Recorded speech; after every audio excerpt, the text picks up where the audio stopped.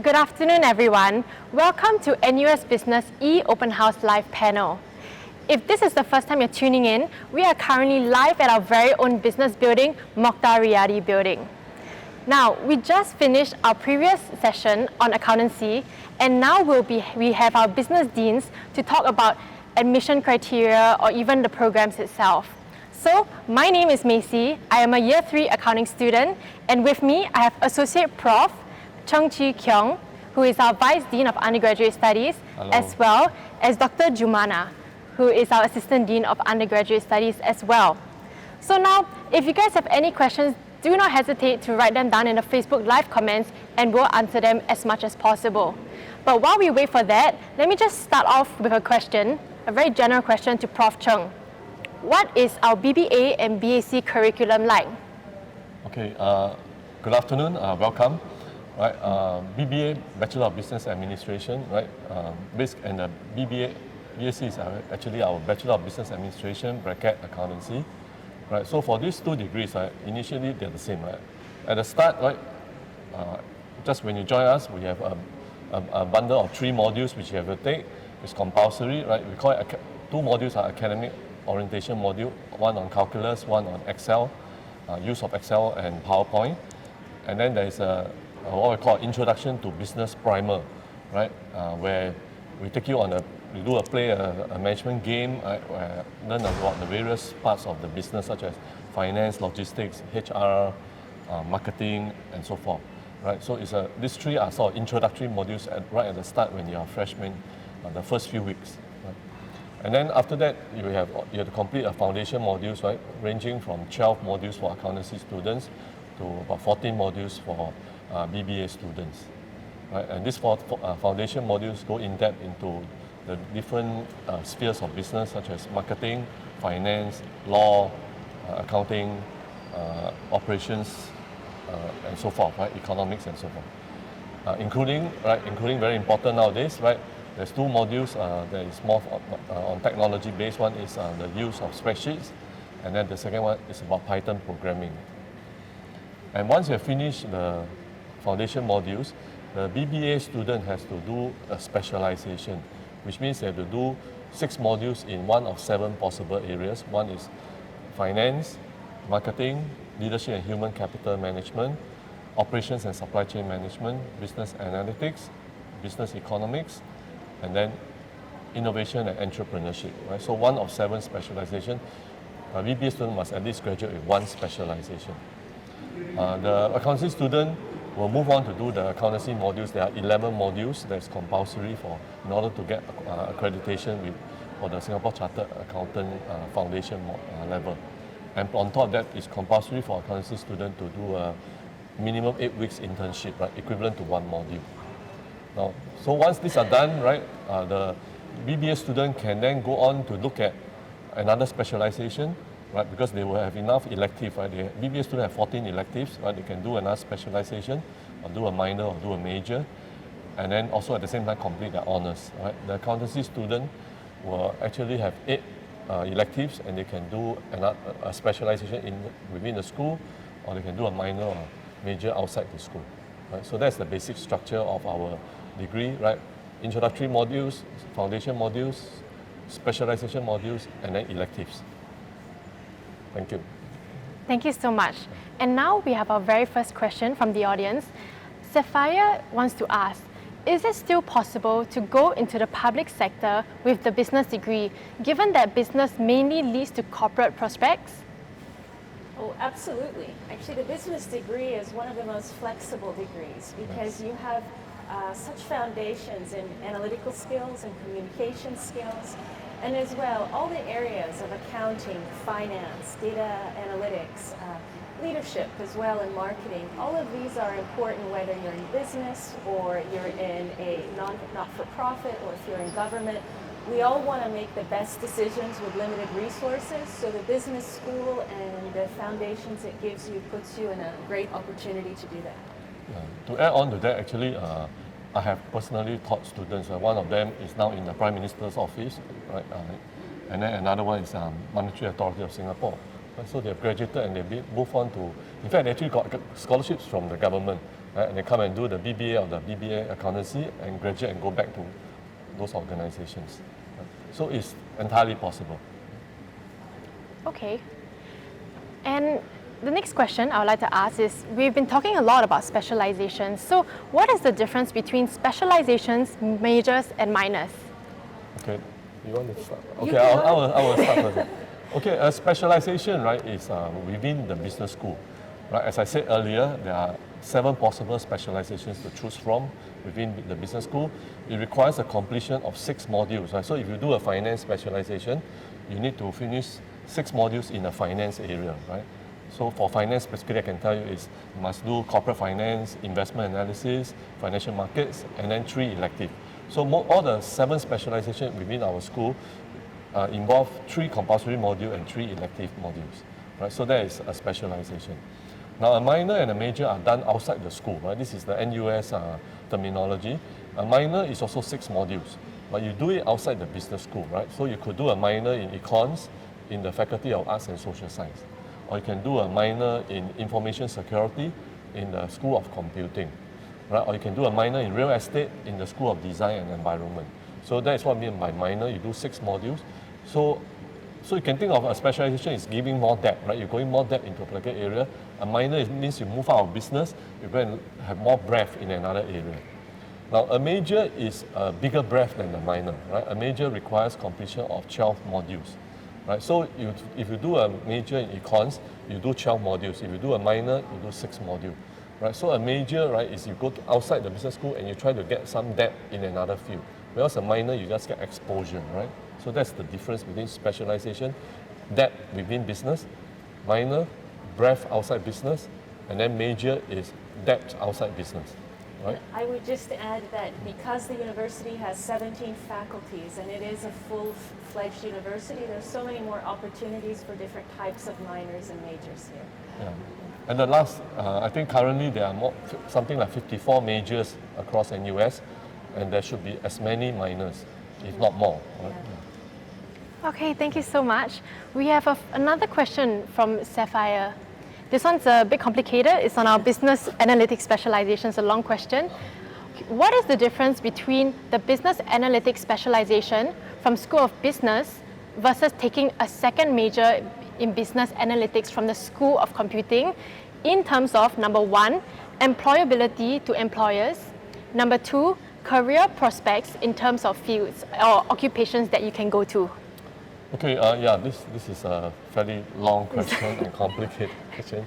Okay, so to put the context, right, we have 7 specializations, one of which is business analytics specialization, and that requires 6 modules done within the business school, right? In fact, out of the 6, 1 module is actually serviced by the School of Computing, right? Now, and then, of course, the School of Computing offers a business analytics degree, right? But they also offer a business analytics major, meaning 12 modules, right? For anybody that's outside the School of Computing that is not doing a business analytics degree, but they want to have some depth in business analytics training. Now, so to answer this question, I would say, I put it this way, right? The School of Computing's role when they talk about business analytics, right, is to train graduates, right, who can actually produce the software and the applications that do the business analytics, right? So there will be softwares. I mean, we know about the basic programming language such as Python, R, right? But there are actually more, with this language, right, you want to learn the programming of this, you learn in greater detail in the School of Computing and be able to use those language, right, to code programs, right, to actually do data analytic tasks, right? And you learn more about information systems, databases, and so forth. So it's very technical along the computing line. Now, so you are producing the tools, right, and the applications for doing analytics work. That's what the School of Computing graduate will do, and therefore the business analytics major will be along that line as well, right? Except you don't get a business analytics degree if you do the major. Now, the business analytics specialization is in the business school is different. It's meant to be different, right? First, you are a business student first, right? And therefore you learn about business. You learn about the different area of business, or you are an accountancy student, right? So you learn about accountancy, right? And then if you do the business analytics specialization, right, is to give you an idea about how to use business analytics, how to use the tools. Right? You don't actually, you won't have learned enough to go and prepare the tools or to invent new analytics tools. But you are exposed to what business analytics, what analytics can do, right? So for example, right, you will be exposed to, right, how can we use the social media, right? For example, Facebook and other social media chats, right? How can you use the data there, mine the data there for marketing purpose, right? So that's analytics, right? That's one way analytics is being deployed nowadays, right? So if you know about marketing, then you know what marketing requires, for example, right? What are the things to have successful marketing, and therefore you can then connect it to how can I get the data, right, from the social media, and but you may not know how to actually do the programming to get those data, right? And then you will need the computer school of computing graduate to help you, right? So that's the difference, right? Okay, thank you. And now we have another question from a student. This student is asking, where can I find detailed information about where students work after graduation? And this is targeted specifically at the people who work overseas. At the people who work overseas. Maybe What do you mean? Vice Dean has the details, but in general, we have our own career services office here at the Business School, actually in our building, Mukhtar Riyadi building, and they're very happy to help in terms of those statistics. I don't think that either Chikil or I have the exact statistics right now. Yes. But we also have, in terms of the larger university, we also have a center at Yusuf Isak, for future-ready graduates, and they would also be collecting this data. We definitely have students who are working abroad, Yes. Absolutely, as we have so many activities where students go abroad. But I don't think we can give those statistics. Yeah, Sure. I don't think we have the statistics really on hand. Yeah. Sure. And maybe on to our next question, and this is more towards our honours program. So, how many students in NUS Business School qualify for the honours program? Okay, based on the last few, since 2014, right, since about 2014, about 95% of our graduates, of our students, about 95% of our students would qualify to do honours. Right? So, okay, the BBA and the BBA Accountancy, right, is a 4-year program, direct admission, right, to honours. Okay, so when you come in, we say you can go and stay all 4 years and finish honours. Right? We are very confident about that because the past statistics show that at least 95% of the students will make the cut-off in terms of the CAP, right? What we call the cumulative average point, which is the GPA, equivalent to the GPA. So you will have done, achieved at least 3.2 on the GPA to be able to qualify to carry on and do honours. Right? But whether a student wants to stay on to do honours or not is really up to the student. The student can choose to exit after finishing 3 years of all the 3-year program and then exit as a general degree graduate. Right? So to answer the question directly, is at least 95% qualify to do honours, but not all will stay back to do honours. Usually what we have is about 75 to 80% stay back to do honours, and the other 20% choose to graduate early. Okay. And another question from Haley. For double degree programs, does admission simply hinge on satisfying admission requirements of both faculties, or do we need a higher grade requirement since DDP means double the workload? For admissions to double degree programs, right, the cutoff is obviously has to be higher, right? Because double degree requires a lot more work, right? So you need to demonstrate that you're academically strong, right? Stronger than the single degree student, so that you will be able to survive the double degree. Therefore, the cutoff for double degree students, for admission to double degree, will usually be several points higher than for admission to the single degree students. Right? So that will be the. Have I answered the question? Yeah. Yes. And another one from Sapphire. Thank you so much. We are answering all your questions right now. She's asking, is there a minimum rank point for A-levels to do a double major or degree with the School of Business? Double major? So I think she's asking if she manages to get in, does she have to hit a higher threshold to do a double major or double degree? Oh, okay. Okay, you can get admitted into a double degree, right? Or a double major, a second major, right? That means doing a major outside the business school. That means you can come in, you can actually apply, right, directly to become a double degree student, all right? But if you think that you cannot meet the cutoff, it's okay. You can apply to be admitted as a BBA plus second major, right? There's a list of second major available, so you just need to choose. The cutoff will again still be maybe slightly higher than the single degree, right? So if you think that, okay, I cannot meet the cutoff for double degree at admission or second major at admission, then when you come in on the single degree first, right, then you want to do a double degree after 1 year, that will depend on your first year's performance, right? And it will not be easy, right? Let me say that you need to at least get CAP of at least 4 out of 5, right, in your first year in order to be considered for a second degree, right? Midstream, what we call midstream admission, and you will need to go through interviews. Second major will be easier, right? If you want to get into a second major, right, midstream, right, every year there is applications open. You can apply up to the end of the second year to enter a second major, and it will, in some second major there is actually a cutoff in CAP, minimum CAP, but it may not be as high as 4 out of 5. Right? So that is the so-called threshold, right? Yeah. Okay.